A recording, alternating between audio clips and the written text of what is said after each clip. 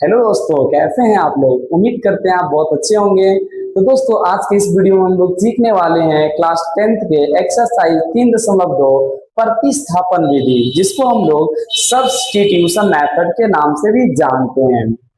हमारे पास क्वेश्चन है 7x-15y = 2 और x + 2y = 3। ठीक है ना। हम लोग क्या करेंगे, 7x-15y = 2 इसको समीकरण 1 मान लेंगे। इसको समीकरण क्या मान लेंगे, 1। और x + 2y बराबर इसको समीकरण 2 मान लेंगे। देखिए, इस विधि में बेसिकली होता क्या है, समीकरण 1 से चलते हैं और y का मान निकालते हैं। समीकरण 1 से चलेंगे, y का मान निकालेंगे। देखिए, समीकरण एक से चलेंगे। समीकरण एक से देखिए क्या है, 7x-15y = 2 है ना। यानी अगर हम -15y को उस साइड ले जाते हैं तो 7x और +2 इधर आ जाएगा तो -2 हो जाएगा, तो यहाँ पे 15y हो जाएगा। ठीक है ना। अब 7x यानी 7x-2, 15 गुने में इधर क्या हो जाएगा, भाग में इधर क्या हो जाएगा, y है ना। इसको मान लिया समीकरण 3। y का मान क्या आ गया, 7x-2 बटे 15 बराबर y। अब इसका देखिए हम लोग क्या करेंगे, y का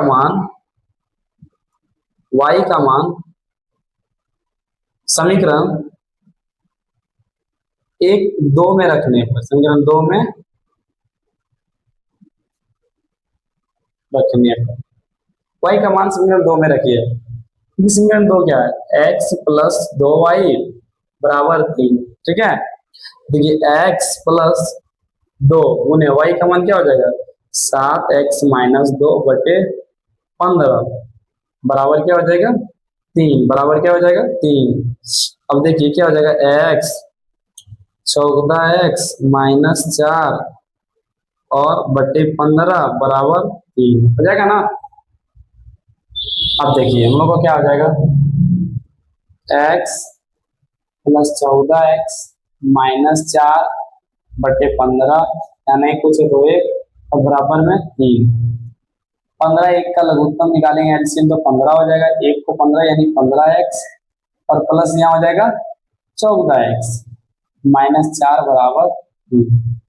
देखिए 15 इधर चला जाएगा ना, यहाँ पे 15x हो जाएगा है ना, 15x होगा। 1 को 15 दाना 15 गुना x 15x, 15x और 14x ऐड करेंगे क्या हो जाएगा, 29x बराबर हो जाएगा प्लस -4। 29x प्लस -4 बराबर होगा 3 गुने 15। अब देखिए 29x बराबर हो जाएगा 15 गुने 3 करेंगे 45 और -4 प्लस 4 हो जाएगा उस साइड जाके। x बराबर क्या हो जाएगा, 49 बटे 29। ये तो x का मान हो गया। ठीक है ना। अब हम लोग x का मान जो आया उसको रखेंगे हम लोग समीकरण 3 में। x बराबर 49 बटे 29 समीकरण 3 में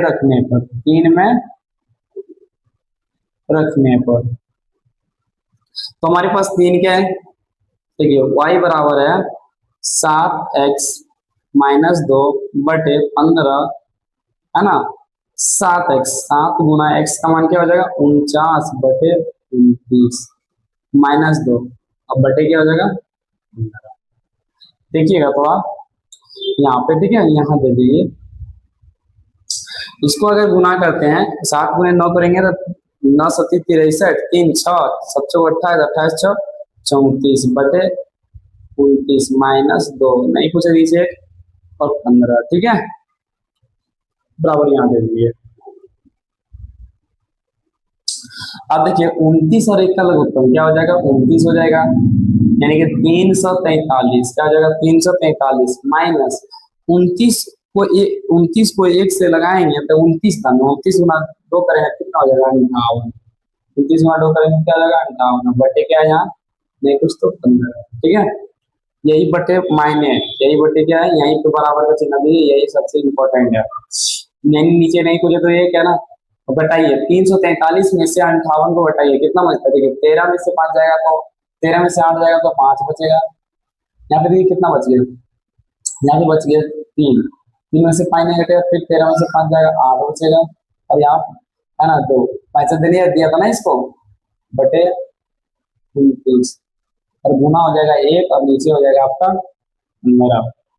कटाइए 3 से 5 से कटाइए, 5 3 15, 5 से कटाइए 5 25 25, 3 5 7 35, 3 से कटाइए 19 बार में 19/29। 21 का मान आया, 21 का मान निकाल लेते हैं, y का मान निकाल लेते हैं। क्या निकाल लेते हैं? y का मान 19/29। तो देखिए x का मान निकल गया था हम लोग को, x का मान 49/29 और y का मान निकल गया हम लोग को 19/29।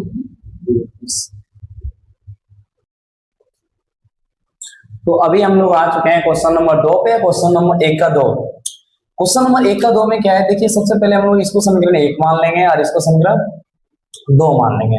इस विधि में हम लोग करते क्या है, पहले समीकरण 1 से चलते हैं, y का मान निकालते हैं और फिर आगे काम करते हैं। तो पहले हम लोग चलेंगे समीकरण 1 से। क्या करेंगे? समीकरण 1 से, समीकरण 1 से, समीकरण 1 से चल रहे हैं। x प्लस वाई बराबर दिया हुआ है 14।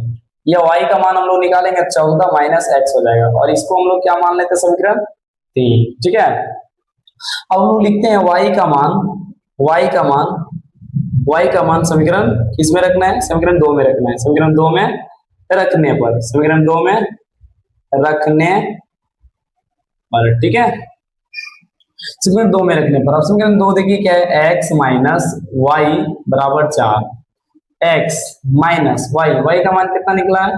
14 माइनस x, इसको ब्रैकेट में रखेंगे, ठीक है ना, बराबर 4, या x माइनस 14 और माइनस x। अब रहेगा क्या? माइनस अंदर जाएगा तो प्लस होएगा ना, यहाँ माइनस प्लस था तो माइनस हो गया, बराबर 4। तो ये x x क्या हो गया? 2x बराबर हो जाएगा 4 और माइनस 14 इधर क्या हो जाएगा? प्लस 14। क्या हो जाएगा? प्लस 14, या 2x बराबर हो जाएगा 14, 4 जोड़ देंगे तो 18 हो जाएगा, x का मान हो जाएगा 18 और 2 इधर गुने में, इधर क्या हो जाएगा? भाग में, यानी कि x का मान फाइनली क्या हो गया? 9। x का मान क्या हो गया? 9। अब देखिए हम लोग कैसे करेंगे कि x का मान जो होता है हम लोग x बराबर 9 किस में रखते हैं? x बराबर 9 समीकरण 3 में रखते हैं। किस में रखते हैं?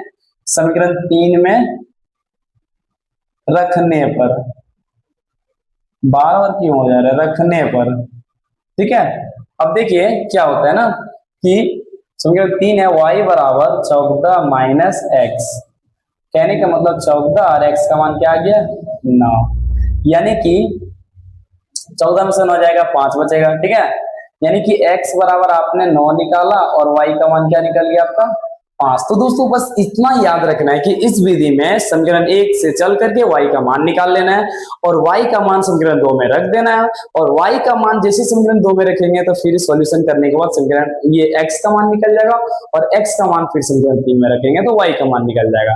डेट मीन्स कहने का मतलब दो इस प्रकार से जो है ना आप प्रतिस्थापन विधि के सारे क्वेश्चन बना सकते हैं। और चलेंगे हम लोग अब नेक्स्ट क्वेश्चन की ओर।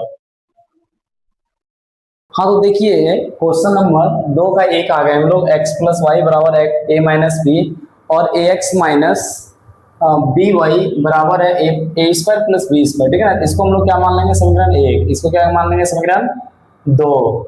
अब देखिए हम लोग चलते हैं उसी तरह समीकरण 1 से, समीकरण 1 से, समीकरण 1 से चलेंगे तो हम लोग y का मान निकालेंगे, है ना, x प्लस वाई बराबर a माइनस बी, यानी y का मान जब निकालेंगे तो a माइनस बी और प्लस x इधर माइनस x, और इसी को समीकरण हम लोग क्या मान लेते हैं? 3, समीकरण 3। और y का मान हम लोग किस में रखते हैं? y का मान हम लोग रखते हैं समीकरण 2 में। किस में रखते हैं? समीकरण 2 में रखने पर, ठीक है ना। समीकरण 2 क्या है? देखिए हमारे पास है ax माइनस बी वाई बराबर है a square plus B square, ठीक है। अब हम लोग y का मान रखेंगे जैसे कि ax माइनस बी और y के जगह पे पूरा मान रख देंगे हम लोग a minus B minus X बराबर क्या हो जाएगा हमारे पास? a square plus B square, ऊपर वाला टर्म, ठीक है। अब देखिए कैसे होता है, ax माइनस, ऐसे देखिए अगर मैं b गुना a करूंगा या a गुना b करूंगा वही हो जाएगा, माइनस है तो यहाँ प्लस हो जाएगा, माइनस माइनस है ना, b का क्या हो जाएगा? स्क्वायर, ठीक है, b का क्या हो जाएगा? स्क्वायर। और देखिए माइनस माइनस फिर प्लस हो जाएगा, बी एक्स क्या हो जाएगा? बी एक्स प्लस हो जाएगा बराबर a square plus B square, क्या हो गया? a square plus B square. देखिए a X plus B X को एक साथ रख दीजिए, ए एक्स को बी एक्स को एक साथ रख दिया। देखिए प्लस बी स्क्वायर और प्लस बी स्क्वायर कट कर दिए, प्लस बी स्क्वायर क्या किए हम लोग, कट कर दिए। तो हमारे पास क्या बच जाएगा, इस साइड ए स्क्वायर बच जाएगा, इधर माइनस ए बी है जो इधर अब रहने नहीं देंगे, हम लोग इस साइड ले जाएंगे, ठीक है ना, ए बी। अब देखिए यहाँ से एक्स एक्स है तो एक्स बाहर कर लीजिए, तो बचेगा क्या हमारे पास, बच जाएगा ए प्लस बी, क्या बच जाएगा, ए प्लस बी। और यहाँ भी देखिए ए है और यहाँ भी ए है, तो यहाँ से भी कॉमन कर लीजिए हमारे, तो यहाँ पे दो ए है तो एक ए बच जाएगा, और यहाँ से बी है, ए बाहर निकलने के बाद सिर्फ बी बचेगा, ठीक है ना।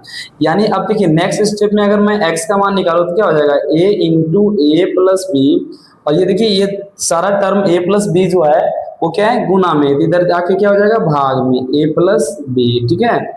अब ये कट गया तो हमारे पास क्या बच गया, a, यानी x का मान क्या आ गया, x बराबर आ गया है a, ठीक है ना।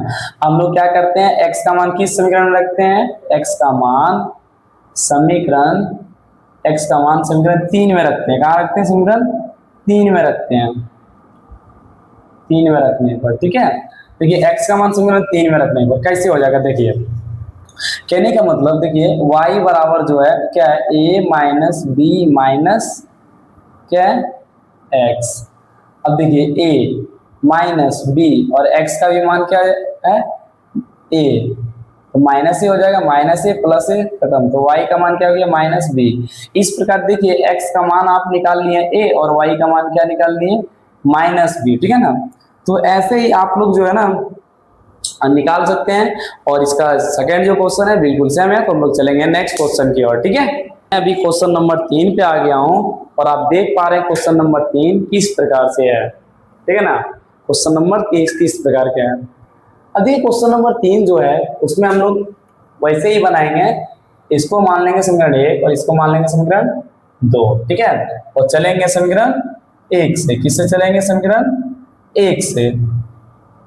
अब समीकरण 1 से चलेंगे तो हमारे पास समीकरण 1 है क्या, x बटे 2 प्लस वाई बराबर 0.8, है ना। अब देखिए हम लोग y का मान निकालते हैं ना 0.8, ये प्लस में है सारा, ये क्या हो जाएगा, माइनस में हो जाएगा, है ना। ये हमारा हो गया समीकरण 3, ये क्या हो गया, समीकरण 3।